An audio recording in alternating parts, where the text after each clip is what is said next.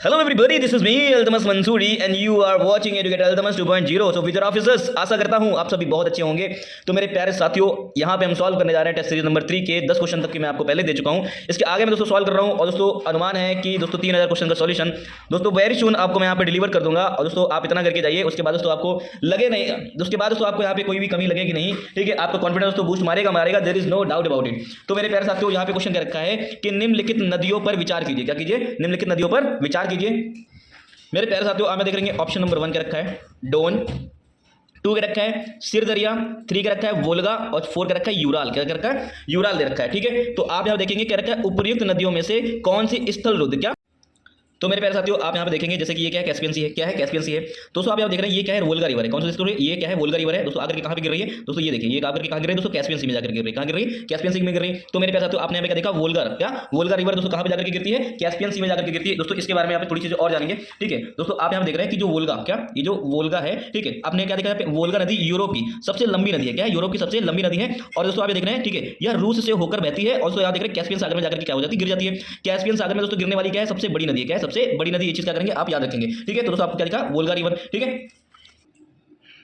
फिर मेरे प्यारे साथियों, आप यहाँ देखेंगे कौन सी रिवर है? ये यूराल रिवर है। कौन सी है? ये यूराल रिवर है। अब दोस्तों आप ये देख रहे हैं, ये जो रेंजेस आपको दिख रही है ये क्या है? यूराल माउंटेन्स है। क्या है? यूराल माउंटेन्स है, ठीक है। दोस्तों ये कहाँ पे दोस्तों आप देख रहे हैं? ये रशिया के रीजन में फैला हुआ है। तो मेरे प्यारे साथियों, यूराल माउंटेन से दोस्तों बहुत सारी नदियां निकलती हैं, लेकिन दोस्तों जो मुख्य रूप से जो नदी निकल रही है वो कौन सी दोस्तों है? यहाँ पे देख रहे हैं यूराल नदी है। कौन सी नदी है? ठीक है, यूराल नदी है। आप यहाँ पे देख रहे हैं जैसे कि मेरे प्यारे साथियों, जो यूराल माउंटेन से जो मुख्य रूप से जो नदी निकलती है वो कौन सी है? ये यूराल है। दोस्तों कहाँ पे? ये रशिया और कजाकिस्तान में। कहाँ पे? रशिया और कजाकिस्तान से, रशिया और कजाकिस्तान से दोस्तों होते हुए कहाँ पे जाकर के गिर रही है? कैस्पियन सी में गिर रही है। कहाँ पे गिर रही है? कैस्पियन सी गिर रही है, ठीक है। तो दोस्तों आपने यहाँ पे ये भी देख लिया कि दोस्तों कौन सी नदी? यूराल रिवर के बारे में। किसके बारे में देख लिया? यहाँ पे यूराल रिवर के बारे में दोस्तों आपने यहाँ पे अच्छे से चीजों को देख लिया है, ठीक। आई होप दोस्तों आपको ये दोनों चीज रिवर अच्छे से समझ में आ गई होंगी कि यूराल नदी का उद्गम कहाँ से होता है और दोस्तों यहाँ पे कौन कौन सी कंट्रीज होकर के बहती है, उसको कहाँ पे जाकर के ये ड्रेन हो जाती है, क्या हो जाती है? कहाँ पे जाकर के गिर जाती है। तो ठीक है दोस्तों, तो मेरे पास चलिए और चीजें देख लेते हैं। तो फिर मेरे प्यारे साथियों, आपने यहाँ पे देख लिया किसके बारे में देख लिया? यूराल रिवर के बारे में देख लिया, ठीक है। यूराल नदी दोस्तों आप देख रहे हैं रूस और कजाकिस्तान, क्या कजाकिस्तान से होकर के क्या होती है? बहती है, ठीक है। रूस और कजाकिस्तान से होकर के दोस्तों बहती है। और कैस्पियन सी, क्या कैस्पियन सी में जाकर के क्या हो जाती है? गिर जाती है, ठीक है। दोस्तों कैस्पियन सी में जाकर के क्या हो जाती है? गिर जाती है। और दोस्तों आप देख रहे हैं यह यूरोप और एशिया के बीच में क्या करती है? सीमा का हिस्सा मानी जाती है। क्या मानी जाती है दोस्तों? आप देख रहे हैं यूरोप और एशिया, क्या यूरोप और एशिया के बीच में दोस्तों कौन सा यहाँ पे, ठीक है, एक बॉर्डर के रूप में दोस्तों इसको कंसीडर किया जाता है। दोस्तों आपने देखा होगा स्टेपी, क्या देखा होगा? स्टेपी जो घास के मैदान है दोस्तों कहाँ पे मिलते हैं? यहाँ पे देखेंगे दोस्तों यूरेशिया में। कहाँ पे मिलते हैं? ठीक है, यूरेशिया में मिलते हैं। कहाँ पे मिलते हैं मेरे पास? यूरेशिया में मिलते हैं। कौन से घास के मैदान? स्टेपी, ठीक है। इसको आप यहाँ पे याद रखेंगे स्टेपी, ठीक है। उसके बाद दोस्तों आप यहाँ देख रहे हैं यूराल रिवर के बारे में देख लिया, कहाँ पे गिर रही है, ठीक है। यूराल रिवर दोस्तों कहाँ पे जाकर गिर रही है, ठीक है। आप देख रहे हैं कैस्पियन सी में। वोल्गा नदी दोस्तों कहाँ पे जाकर गिर रही है? कैस्पियन नदी में। कैस्पियन वोल्गा नदी दोस्तों कहाँ पे जाकर गिर रही है? कैस्पियन सी में जाकर गिर रही है, ठीक। इसके बाद दोस्तों आप देख रहे हैं सिर दरिया, क्या देख रहे हैं यहाँ पे? सिर दरिया दोस्तों आप देख रहे हैं सिर दरिया दोस्तों मध्य एशिया की क्या है? एक प्रमुख नदी है, ठीक है। ऐतिहासिक रूप से, क्या ऐतिहासिक रूप से दोस्तों कहाँ पे देखिए? अराल सागर में। कहाँ पे दोस्तों? अराल सागर में जाकर क्या होगी? गिरती है। कहाँ पे गिरती है? सिर दरिया दोस्तों कहाँ पे जाकर गिरती है? अराल से गिरती है। आपको दोस्तों इस अराल से जब मैंने पढ़ाया था तो आपको याद आ रहा होगा कि अराल सी के बारे में मैंने यहाँ पे क्या बताया था दोस्तों, कहाँ पे वाटर शेयर करता है दोस्तों, और कहाँ पे दोस्तों कौन कौन सी नदियां इसमें आकर के गिरती हैं। ऑलरेडी दोस्तों ये मैंने कवर कर रखा है, इसी वजह से दोस्तों एक एक पॉइंट को अच्छे से नोटिस किया करो। पता नहीं दोस्तों कौन से क्वेश्चन दोस्तों अगले बार जाकर के किसी क्वेश्चन का ऑप्शन एक नया क्वेश्चन बन के आपके सामने खड़ा हो जाए। फिर इसके बाद दोस्तों आपने देख रहे हैं डॉन नदी के बारे में। किसके बारे में देख रहे हैं? डॉन नदी के बारे में देख रहे हैं दोस्तों। आप देखेंगे डॉन नदी रूस की एक क्या है? प्रमुख नदी है। क्या है? प्रमुख नदी है दोस्तों यह, लेकिन कैस्पियन सागर में नहीं गिरती। कहाँ नहीं गिरती? कैस्पियन सी में नहीं गिरती। कहाँ पे गिरती है? एजोब सागर में गिरती है। कहाँ पे गिरती है? एजोब सी में गिरती है। याद रखेंगे इसको, ठीक है।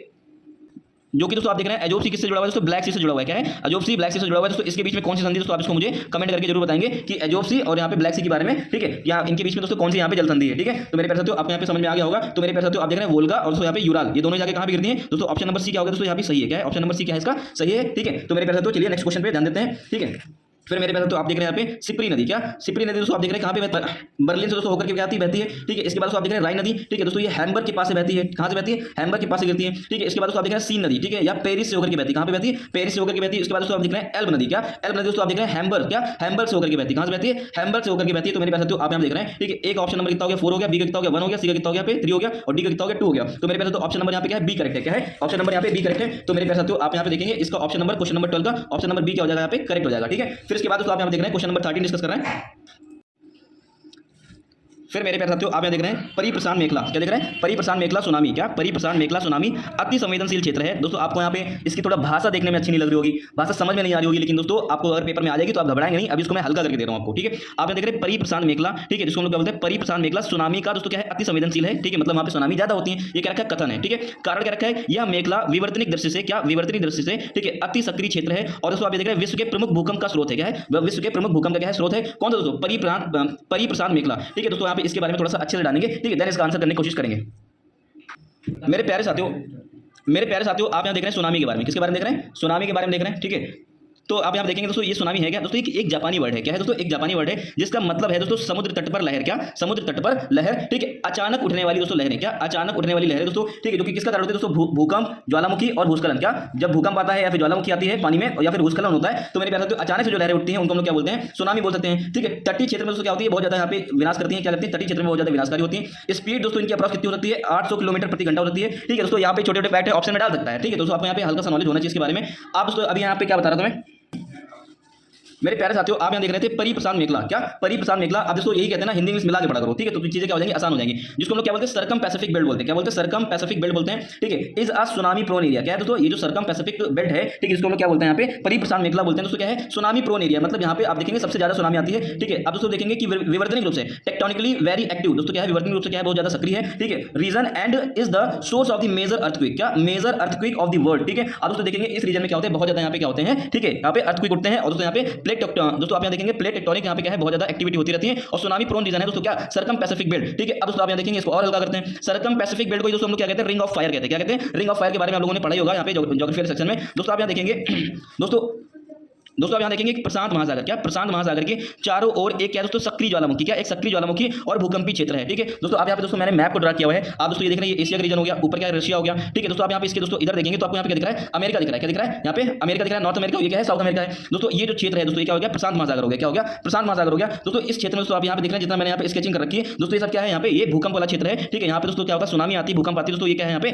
ठीक है, आप यहाँ देख रहे हैं सुनामी प्रोन एरिया है। ठीक है दोस्तों, जिसको हम क्या बोलते हैं, रिंग ऑफ फायर बोलते हैं। दोस्तों यही रिंग ऑफ फायर है। ठीक है, इसमें दोस्तों आप देखेंगे ये 4000 किलोमीटर लंबा क्षेत्र दोस्तों, अप्रॉक्स यहाँ पे देखेंगे 70% जो वैल्केनिक इरप्शन होता है पूरे वर्ल्ड में दोस्तों इन्हीं रीजन में होता है। 90% जो अर्थक्वेक आते हैं दोस्तों वो यहीं पे आते हैं। दोस्तों आपको ये चीज यहाँ पे सारी चीजें पता होनी चाहिए। फिर मेरे प्यारे साथियों अब यहाँ पे क्वेश्चन को करने की कोशिश करते हैं। क्या है, परिप्रशांत मेखला सुनामी का अति संवेदनशील है, ये बात बिल्कुल सही है। क्या है, सुनामी प्रोन रीजन है, ये बात तो बिल्कुल सही है। कथन तो ठीक हो गया। क्या, यह मेखला विवर्तनिक दृष्टि से मतलब प्लेट टेक्टोनिकली दोस्तों क्या है, एक्टिव रीजन है, अति सक्रिय क्षेत्र है और विश्व के प्रमुख भूकंप का स्रोत दोस्तों यहीं पे है। दोस्तों कारण भी ठीक है। दोस्तों आप यहाँ देखेंगे कथन भी ठीक है और कारण भी ठीक है। तो आप इसको रिलेट करके देखो दोस्तों, ये कैसा रीजन है, यहाँ पे सुनामी की दोस्तों अति संवेदनशील कारण है। दोस्तों सुनामी यहाँ पे क्या होती है, बहुत ज्यादा आती है। दोस्तों क्यों आती है, क्योंकि दोस्तों यहाँ पे प्लेट विवर्तनिक दृष्टि से ये क्या है, बहुत ज्यादा एक्टिव रीजन है। दोस्तों इसी वजह से क्या होता है, सुनामी आती है। दोस्तों यहाँ पे देखो जो कारण है ना दोस्तों, यहाँ पे कथन की क्या कर रहा है, व्याख्या कर रहा है। क्या है दोस्तों, यहाँ पे जो कारण दे रखा है, ठीक है, कथन कारण की क्या कर रहा है दोस्तों, व्याख्या कर रहा है। तो मेरे पास तो ऑप्शन नंबर ए यहाँ पे क्या होगा, बिल्कुल सही हो जाएगा। ए और आर दोनों ही सही हैं और ए का सही स्पष्टीकरण दोस्तों क्या है, आर है। तो option number 1 is the correct. I hope दोस्तों आपको सारी चीजें अच्छे से समझ में आ रही होंगी। फिर मेरे पास तो आप यहाँ देख रहे हैं अंधद्वीप। क्या देख रहे हैं, अंध महाद्वीप देख रहे हैं दोस्तों, ये कहाँ पे, अफ्रीका के रीजन में। ठीक है, विश्व की छत दोस्तों किसको बोलते हैं, पामीर को बोलते हैं। दोस्तों आपको मैंने पहले बता रखा है। हजार झीलों का देश। क्या, हजार झीलों का देश किसको बोलते हैं, फिनलैंड को बोलते हैं। दोस्तों मोतियों का द्वीप किसको बोलते हैं, दोस्तों बर्लिन को बोलते हैं। किसको बोलते हैं, बर्लिन को बोलते हैं। तो दोस्तों यहाँ पे एक जो क्वेश्चन था, क्वेश्चन नंबर 14। ठीक है, क्वेश्चन नंबर 14 रखा है कि अंध महाद्वीप। क्या, अंध महाद्वीप दोस्तों, ठीक है दोस्तों आप यहाँ देखेंगे कि जो विश्व की छत है, ठीक है, अंध महाद्वीप दोस्तों कहाँ पे है दोस्तों, अफ्रीका में। कहाँ पे, अफ्रीका में। ये जो विश्व की छत है दोस्तों, ये कहाँ पे दोस्तों, आपको पता होगा पामीर। क्या, पामीर दोस्तों, जिसको हम लोग पामीर नॉट भी बोलते हैं। क्या बोलते हैं, पामीर नॉट बोलते हैं। हजारों झीलों का देश दोस्तों आपको मैंने अभी बताया था, कहाँ पे, फिनलैंड में। कहाँ पे, फिनलैंड में है। दोस्तों मोतियों का द्वीप, क्या, जहाँ पे बहुत सारे मोती मिलते हैं, मोतियों का द्वीप दोस्तों कहाँ पे, बहरीन में। कहाँ पे, बहरीन में है। तो मेरे पास तो आप देखेंगे ऑप्शन नंबर सी क्या हो जाएगा, बिल्कुल करेक्ट हो जाएगा। क्या हो जाएगा, बिल्कुल करेक्ट हो जाएगा। इसके बाद दोस्तों आप यहाँ देख रहे हैं क्वेश्चन नंबर 15। क्या देख रहे हैं, क्वेश्चन नंबर 15 क्या रखा है कि निम्नलिखित कथनों पर क्या कीजिए, विचार कर लीजिए। ठीक है, कोयला, क्या जो कोल है ये क्या है, अवसादी सेल है। क्या है, यहाँ पे अवसादी सेल है, मतलब इग्नियस रॉक्स का पार्ट है। दोस्तों इसके बाद क्या रखा, बेसाल्ट अग्नेय सेल है। क्या है, जो बेसाल्ट है वो क्या है, अग्नेय सेल है। ठीक है दोस्तों, यहाँ पे इसको थोड़ा सा जानने की कोशिश करेंगे।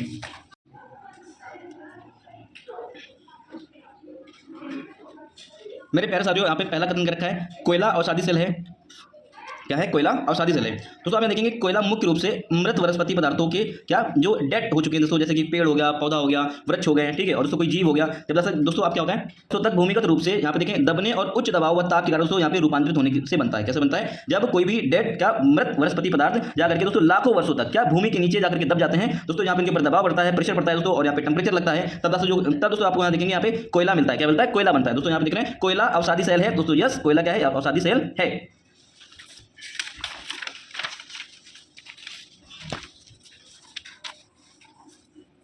फिर मेरे पास तो आप देख रहे हैं बेसाल्ट अग्नेय सेल है। क्या है, जो बेसाल्ट है वो क्या है, अग्नेय सेल है। ठीक है, तो आप देखेंगे कि यह कथन भी क्या है, सही है। बेसाल्ट आप देखेंगे एक प्रकार की दोस्तों क्या है, इग्नियस चट्टान है। क्या है, इग्नियस चट्टान है। ठीक है, जो ज्वालामुखी से क्या, ज्वालामुखी से निकलने वाला लावा मैग्मा के ठंडा होने पर दोस्तों क्या होता है, जमने पर बनता है दोस्तों। ठीक है, इसको आप देखेंगे यह अक्सर समुद्र तल पर और ज्वालामुखी क्षेत्रों में क्या होता है दोस्तों, पाया जाता है। ठीक है, तो मेरे पास तो आप देख रहे हैं कथन 2 भी क्या है दोस्तों, यहाँ पे क्या हो गया, सही हो गया। तो मेरे पास तो आप देखिए ऑप्शन नंबर इसका सी क्या है, बिल्कुल करेक्ट है। ठीक है, जो कोई आप देखा कोयला क्या है, एक अवसादी है। ठीक है, दोस्तों आपने यहाँ पे देखा जो बेसाल्ट है वो क्या है, अग्नेय सेल है। क्या है, अग्नेय सेल है। ठीक है, तो मेरे पास तो आपकी चीजें समझ में आई होंगी।